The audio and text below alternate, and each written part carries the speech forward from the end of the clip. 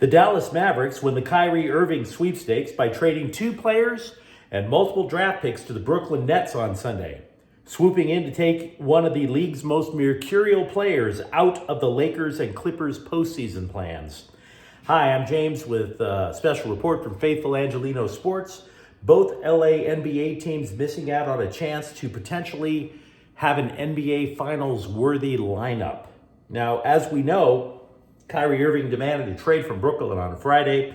The Lakers and Clippers were among 4 teams known to be in pursuit of Irving, who was named to his 8th All-Star team, has an NBA title, and is currently averaging more than 27 points per game this year. Brooklyn, which was put in a bind yet again by Irving, settled for Spencer Dinwiddie, a former Net who is best suited as a secondary ball handler, Dorian Finney-Smith, who is a terrific player, he's a 3-and-D guy, a first-round pick in 2029, and 2 second-round picks. All for Irving. So 2 players, 3 picks for 1 guy. There is no scenario in which this trade, or for that matter, any trade to the Lakers, Clippers, or Phoenix would have been a win for Brooklyn. There's no point in asking who won the trade. It's going to be Dallas. Dallas got rid of 3 picks that are going to be taken at the end of this decade. Finney-Smith, he can ball, but a motivated Kyrie Irving is arguably one of the top 10 players in the NBA. He would have taken a gargantuan load off of the shoulders of Luka Doncic over in Dallas. Dallas has not been particularly great this year. Irving plus Doncic has the potential to make them great, has the potential to potentially be an NBA Finals contender. Keep in mind, Dallas was piddling along at 500. They're 28-26, just like the Lakers are piddling along at 500, just like the Clippers are. Brooklyn, by the way, at the time of the trade, 30-15. So, as for the Lakers and Clippers, at this point, we have no idea what either team offered. In my opinion, a Lakers offer of Russell Westbrook and 2 first-round picks would have been better because it would have kick-started a rebound, or I should say a rebuild for the Brooklyn Nets. Particularly if they say, you know what, let's completely at the end of the year just build things from the ground up. Again, although I recognize they're 30-15 right now. Having said that, the Nets would have lost that trade anyway. Possible that one of the reasons that a Lakers-Nets deal got hung up is because maybe they didn't want Russell Westbrook and they were trying to get a 3rd team involved to make all the salaries balance out. We don't know what the Lakers offered just yet. But I do believe that 2 first-round picks would have been better than a first and a couple of seconds. I don't see any package that the Clippers could have offered that would have been a better deal. The Clippers, they have 2 superstars with Paul George and obviously Kawhi Leonard. The rest, it's hard to see how that would have been spun as a win. And the Clippers don't have a lot of draft picks to send. They traded out a ton of them to Oklahoma City in order to acquire Paul George in the first place.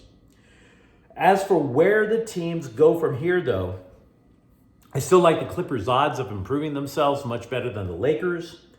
The Clippers, they didn't need Kyrie Irving as much as they needed a traditional point guard and or a backup center. That can still be had for the mid-level players that the Clippers have on their roster. It didn't have to be a name player. It didn't have to be Kyrie Irving. As for the Lakers, they've been linked to dozens of players over the last few months in one breathless, pointless trade rumor online after another. None of those players are on the same level as Kyrie Irving. None of them. The roster is currently constructed, could still slide into the playoffs, but let's not fool ourselves. It is not a championship roster either. It might have been a championship level roster with Kyrie Irving, provided Irving has his head on straight. And by the way, that is a big, big ask. Keep in mind, the trade deadline is Thursday. Why did the Nets not wait a few days to see if these 4 teams could try to outbid each other, just lose their minds and start continually overpaying? Is it possible that Brooklyn didn't wait? Is it possible the reason is because Kyrie Irving is so much of a pain in the ass that they needed to get rid of him right now?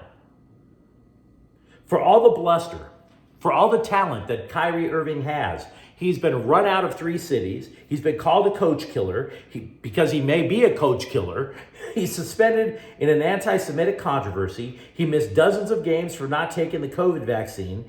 And in his time in Brooklyn, the Nets, all they have to show for it is 1 playoff series victory. That's it. And that's just off the top of my head. If I did research, I could probably spend 20 more minutes talking about all the crazy stuff that guy's been involved in. So while it is true that the Lakers and Clippers could have vaulted themselves into title contention with a Kyrie Irving deal, something tells me there's a little bit more to this than meets the eye. We'll have to re-examine this in the coming days, particularly after the trade deadline on Thursday, and also particularly if the Lakers and Clippers make other deals.